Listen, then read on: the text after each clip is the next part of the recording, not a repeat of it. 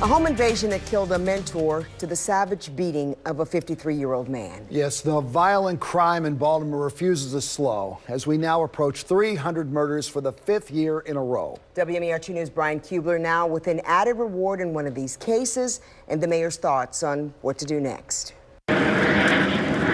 It's been a rough few days. Within just hours of one another yesterday, a 14-year-old was stabbed in the middle of downtown Baltimore after a 19-year-old city school student was shot in the leg on campus in Northeast Baltimore.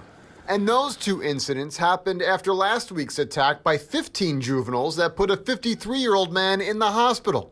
His family says he was simply walking home from the post office on Fayette Street when a group surrounded and then beat him, resulting in broken ribs, an eye socket, and various other injuries. Mayor Jack Young said he wasn't briefed on that attack, but says it doesn't change his message. I mean, it's really unacceptable.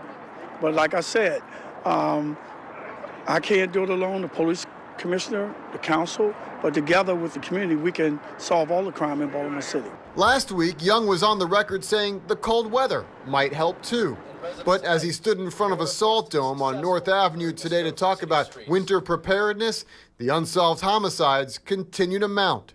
Last week's murder of Jordan Taylor continues to loom large. The 31-year-old was murdered in his own home during a home invasion on Clifton Avenue.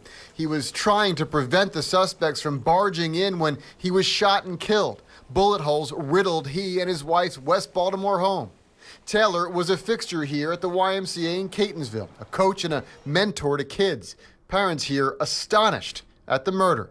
How does someone get attacked, like that, and